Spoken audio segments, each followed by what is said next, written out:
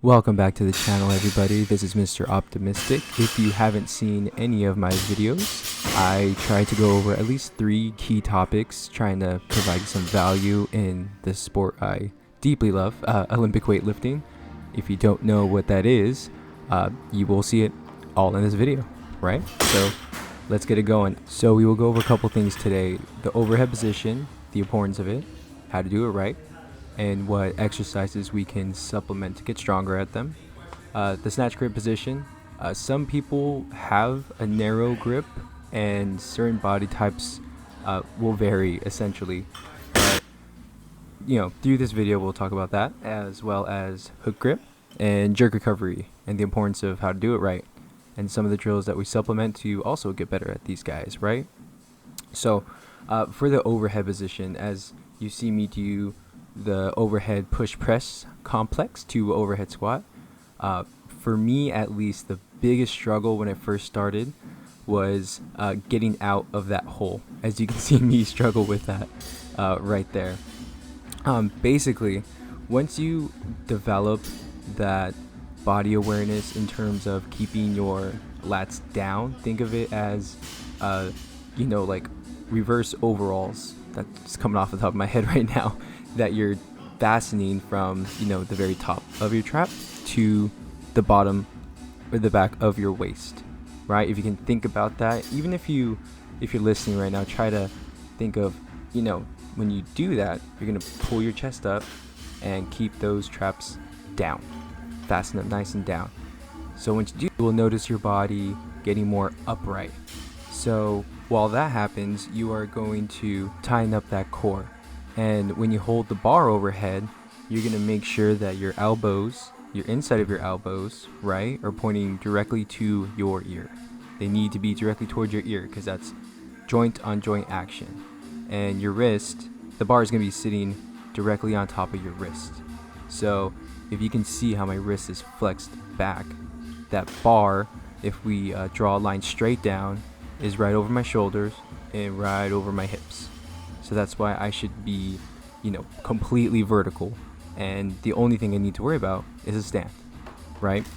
So to kind of put everything together, once you see me lock everything out, I take another deep breath, tighten everything, go down, and then go up.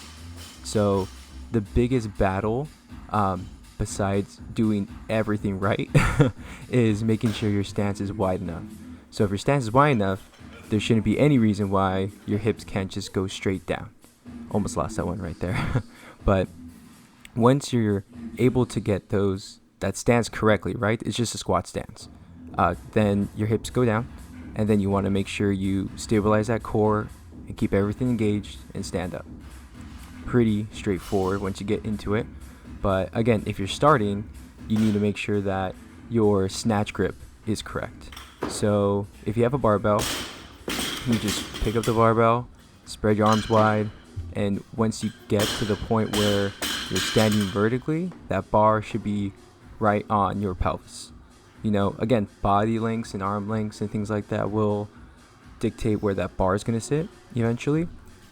But when you snatch, that bar needs to contact your hips. So as you see in my power snatches, right, except that one got a little away from me, is that bar needs to stay close to your body as possible. And once you get that vertical jump at the end, boom, like that, then the bar is gonna fly up, and then you pull yourself actively under the bar. Once you do that, easy power snatch. Now for the pulls. So when you practice a variation of the pulls, you need those elbows to be able to track vertically up. Once they go back, you can even practice it right now, right? If you throw your arms back, as if you're elbowing someone behind you in the face, right? Then that bar will fly in front of you and directly over you and behind you. You will miss every single snatch for the rest of your life, and will most likely never try any sort of variation again. So in order to avoid all that, a big thing that I would say 99% of everybody overlooks is flexibility. So flexibility is huge. Definitely, I would say about 80% of the battle, if not a little bit more, in terms of doing the lifts correctly, because once you get to heavier weights, you won't be able to muscle it anymore. So when you start lifting, you need to understand where your limitations are in terms of overhead squat position, your clean rack position, and your ability to do a complete squat correctly. sounds very simple, right? But you'd be surprised when you try to do a squat. You're like, oh, this is a pretty low squat, and your coach looks at you like, are you gonna go the rest of the way, or are you just gonna hang out right there at 90 degrees? So you got to be a little more realistic in terms of what you're able to do efficiently and what your opportunities are in terms of correcting those. When I first started, I had a PVC pipe for the first several sessions that I weightlifted, and then it went to the training bar. That was maybe 2 weeks in, and then we actually had put a little bit more weight on that training bar, and then kind of progressed our way that way. You may have a lot of athletic background, but in terms of doing these lifts efficiently and trying not to overdo things when you first start is I would say the biggest struggle. But in terms of that, once you start lifting heavier weights, right, you can't really see in the video right now, but I always use the hook grip. I put tape on my thumbs so I can do the hook grip longer, but you need to implement that once you start lifting. I would say usually once you start lifting around 50, 60%, anything like that. Try to avoid straps as much as you can. That's kind of my recent opinion on that, because several years ago I used to always use straps, anything above like 80, 85, 90%. But one thing that made me switch over was loosening straps. That was one thing. And another thing was just kind of switching things up. Didn't really affect anything in terms of training.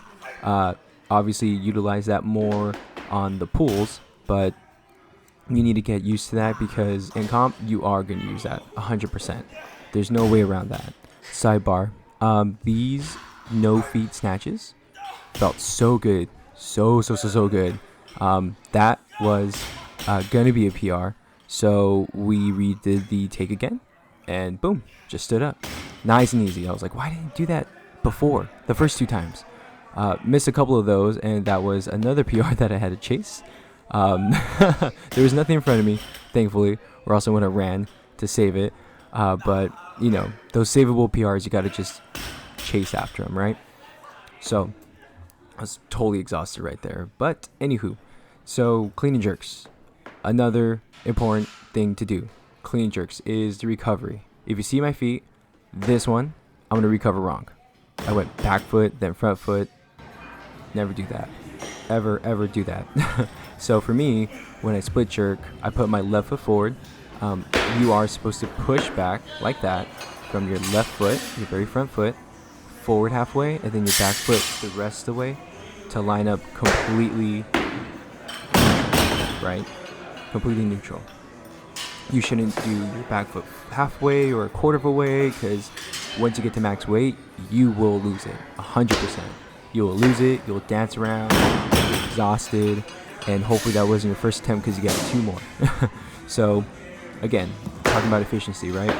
You're going to do whatever foot you do, left foot forward or right foot forward, you're going to push halfway from your front towards your body, and then your back foot the rest of the way. Once you do that, you'll be completely neutral in terms of no foot's going to be in front of the other. You'll be completely balanced, and then hopefully at the same time that judge in front of you, if you're competing, is going to say, that's going to be the best sound, because once you're stabilized, right, you shouldn't move. And in a competition, you need to show control of the bar before you drop, and also everything needs to be locked out, elbows and all, right? So in going into the video right here, we have these pause jerks, right? These pause jerks are instrumental in terms of getting you to push vertical. If you don't push vertical, you will have a weird, wonky recovery. Your elbows will be soft, and things will be weak, and you won't be able to practice them well. So in doing these pause jerks, we're just reinforcing the habit of getting vertical, getting that bar off your shoulders, and then pushing your body actively down to lock those elbows out, and have a nice jerk.